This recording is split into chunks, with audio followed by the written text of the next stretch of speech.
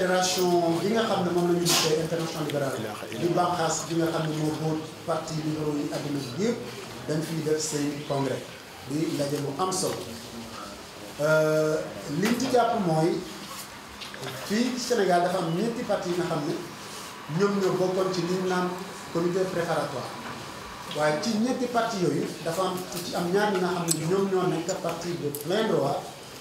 muy Rewmi ak PDS. APR dañoo nekkagul membre ñoom si position d' observation la ñu nekk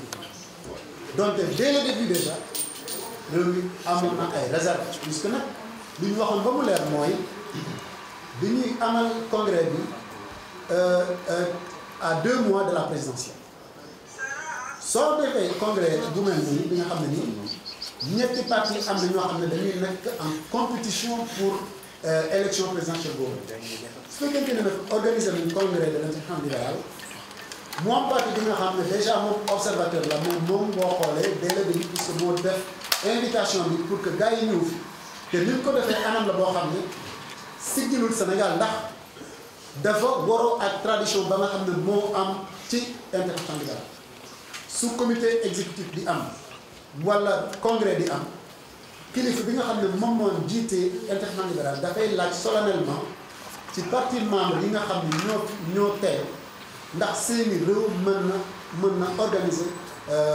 mën na abriter soit comité exécutif wala congrès wante li am fii mooy Macky Sall ci ba nga xamee ne ni mbootaay réew mi dafa amoon septembre 2017 ndaje mu yaatu moom nga xam ne mooy nation assemblée générale moom dafa profité tribune boobu mu jóg demal boppam gis délégation internationale libérale laaj leen ne moom kat bëgg na leen invité pour ñu def congrès ci Sénégal loolu bu lépp mu am loolu day wane déjà ni moom amoon na la nga xam ne moom la mbébétoon nag mu nekkoon ci bopp bi mu war ko mën a profiter utiliser ko comme tribune puisque nag boo defee congrès bi mois fin novembre nga def sa investiture le 1er décembre ñu ngi à 2 mois de la présidence loolu moo ko réew mi waxoon na ni kat loolu bokk na ci li nga xam ne ay réserve la wante ba tey puisque nag acceptation am na ci réew mi dem ñu daal di si sóobu ci organisation def nañu lépp li nga xam ne réew mi waroon na ko def waaye nag ba nga xamee ne gis nañu ne waa régime Macky Sall commencé nañu di récupérer yéen a digg benn bés kii ñu invité si benn plateau de télévision muy sëñ Mbacké Ndiaye mu wax na ni réew mi moo jiite comité préparatoire ñu xool loolu ma ne wax ne lii lan la yéen waa APR maa ngi jégalu mais APR moo jiite comité préparatoire congrès wu Dakar ma ne waa lii moom naar bu ndaw dañ koo yónni lii mu wax nii kat dañ koo yónni mu wax ñu ne kat communication ak yeneen xeetu exploitation congrès bi bu fekkee loolu moo nar a am ñu kat il faut que leeral nañ ne léegi nii dès maintenant balaa muy tardé que bu fekkee loolu dafa nar a wéy ñun nag duñ ci loolu ñu daal di envoyé le 10 septembre les conditions yi réew mi di exiger wante gis nañ ni loolu noonu conditions yooyu li xew ci Sénégal boo xoolee respecté wul li nga xam ne maanaam moom moo nekk condition yi boo xoolee lépp luy àq doomu yëleef doomu aadama lépp luy liberté yéen ñëpp yéen fi ngeen nekk xam ngeen dëkk bi léegi kenn mënatul manifestation pacifique ou pas mënatul fi am gis ngeen ne ay journalistes yi nga xam ne dañ leen a tëj parce que dañoo def ñoom li utiliser un principe fondamental li libéralisme mooy liberté d'expression loo xam ne bu amul kenn du nekk journaliste kenn du exercer métier journaliste ñu tëj la te ki ko def moom si boppam jox na boppam liberté de manifester pour défendre droit yeneen journaliste France ak yeneen xeetu maanaam attaque ci liberté yoo xam ne maanaam bëri na ci Sénégal ñu jàpp ne réew mi nag comme dafa mus a xeex pour liberté réew mi dafa souffrir lu suñu leader suñuy responsable parti bu gën a souffrir si maanaam si attaque liberté aux libertés réew mi la ci Sénégal ñii tëj nañu ñii gaz nañu ñii bundu xataat nañu ñii dañuy dem ba di leen menacer partout régime yi yëpp maanaam réew moo nekk seen cible mënuñu dund loolu yëpp ba pare lii ñëw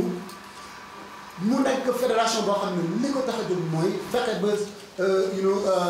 ñu fexe ba li nga xam ne moom mooy liberté mu gën a sax loolu di am réew mi nar a des ci ginnaaw loolu du am mais bu fekkente ni dañ koy salfaani réew mi dafay taxaw tamit loolu du fi daal loolu nag la ñu def dañoo cité fii exemple yu bëri yoo xam ne ni dëkk bi liberté manqué na fi jeu démocratique amatu fi benn régime moo fi nekk di buur di buur di dictature ñu imposé ko nit ñi par la force di nekk di bés bu jot ñuy def loo xam ne ni bu dee un régime sérieux ñoom ñëpp démissionné nañu dem waaye boo faree ñoom dara du ci fekk boo nekkul ak ñoom am ngay jafe-jafe loolu nag réew mi mënul bu réew mi bu international libéral war a def congrès fii ci Sénégal à Dakar ñu am régime bi nga xam ne ni moom mooy auteur jëf yu ñaaw yooyu yoo xam ne liberté principe liberté safara na yooyu jàpp na ni ñun mënuñu gis suñu bopp ci congrès bi moo tax nag ñu leeralal ko comme bureau exécutif ak président international libéral depuis le jeudi 18 octobre 2018 lu jiitu loolu ñu envoyé leen suñu exigence yi donc jàpp nañ ne congrès bi li ko tax a jóg mooy Macky Sall dafa bëggoon profité ci tribune bi pour que mu def son d'ailleurs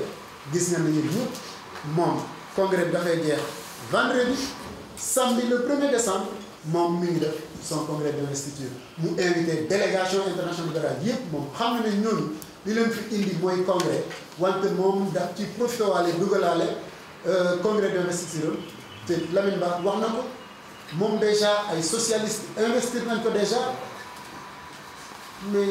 bu la ay socialistes investir nga bëgg nag ay libéraux investir la il y a un désordre un vrai désordre ñun nag mënuñu cautionner loolu nag moo waral réew mi du fi dal donc Macky Sall bu libéral musta nekk libéral day yéen a ngi fàttaliku ba nga xamee ne ñu koy soog a fal benn ndaje mu am benn journaliste laaj ko yow sa président yow libéral mënul déet man waxaguma est-ce que man wax naa leen ne man libéral la man loolu décidé guma ko donc musta nekk libéral musu koo gëm d'ailleurs il n'a jamais cru au libéralisme ça il n'a jamais été un libéral donc qui n'a jamais été libéral eh bien c'est pas aujourd'hui par le truchement d'un congrès qu'il va être un libéral loolu moom la donc Macky moom il faut que ñëpp xam international xamee ko noonu Sénégalais de toute façon ñi honnête xam na moom Macky du libéral loolu dafa leer donc loolu moo ñu tax ñun libéralisme lañu gëm nañ ne moom moo yor li nga xam ne suñ ko appliqué ci yoon eh bien réewu Afrique yi mën nañ ko fekk njariñ puisque nag xool nañ nga xool même réew yi nga xam ne ni ñoom seen tradition collectivisme la ba nga xam ne ni ñoom ñëw nañu xool ubbi seeni économie gis nañu en 10 ans déjà une décennie Chine mooy exemple bi ñu gën a cité plus de 300 millions de Chinois yoo xam ne dañoo nekkoon ci ndóol bu gën a metti ci pratiquement opulence donc gëm nañu ni bu ñu appliquer rigoureusement les principes du libéralisme Afrique mën na ci génn donc loolu laa am di ko wax